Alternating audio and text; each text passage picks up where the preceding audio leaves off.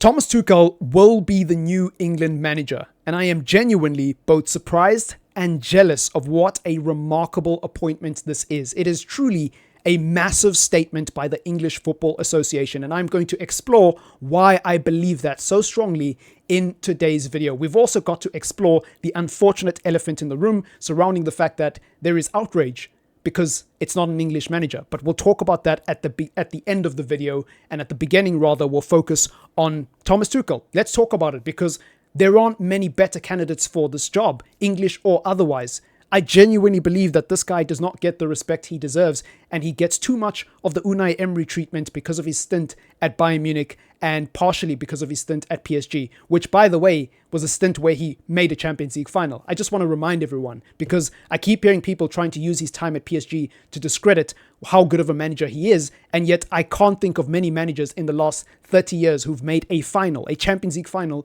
with PSG, that cursed football club in France.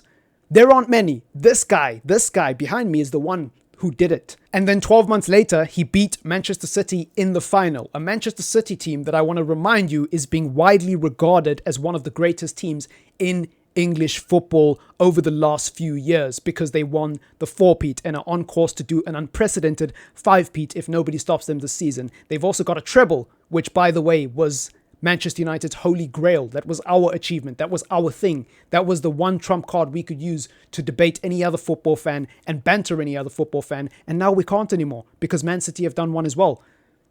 He beat that team in a final, in a Champions League final. And then obviously his other achievements, reaching 6 finals within the space of 18 months at Chelsea Football Club and winning 3 of them, I believe.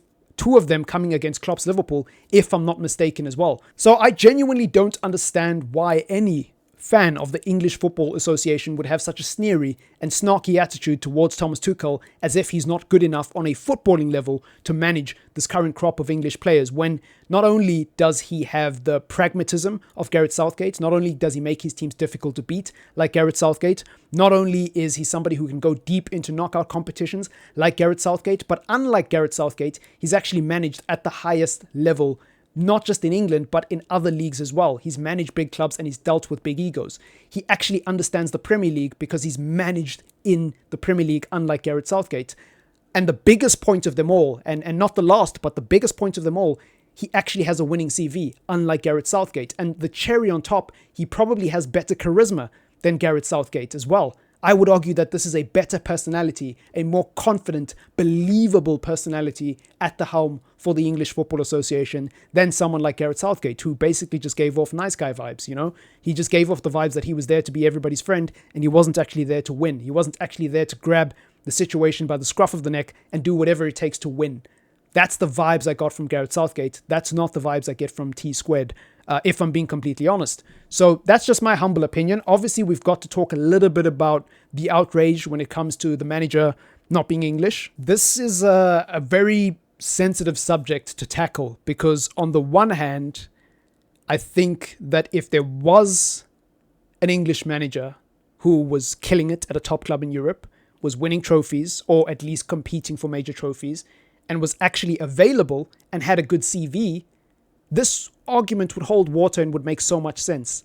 But the fact that there isn't that English manager, coupled with the fact that many English managers have been given an opportunity at the job and have failed in terms of winning and getting England over the line when it counts and when it matters, the argument just doesn't make sense. And a lot of the arguments that these people are making, there's so many xenophobic and racial undertones when it comes to these arguments in general, right? Moving past the Thomas Tuchel situation and just thinking broadly. In fact, even moving past English people, right?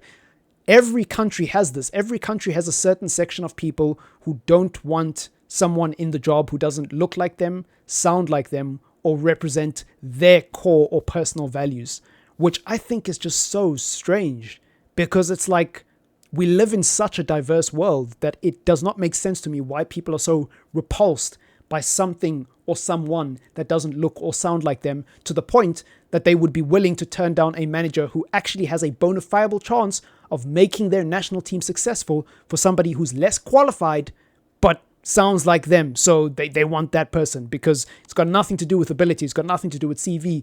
Best believe all it has to do is with the flag and the nationality. That's literally all it comes down to with some of these people. That's crazy to me that you would be willing to sabotage your own national team's chances of winning just because you're so stuck in your own ideals and your own opinions about the world that you can't put those to the side for the betterment of your nation in a particular sport or particular field. It's absurd to me. It's wild to me. I can't even begin to comprehend where that comes from, why it exists, and why people like that continue to perpetuate this nonsense narrative. But that's neither here nor there. Thank you so much for taking time out of your day to watch this video. Let me know what you think in the comments down below, and keep it respectful, of course. Leave a like if you did enjoy the video, and subscribe to the channel if you are new. Otherwise, it's been your boy Triple M. Peace!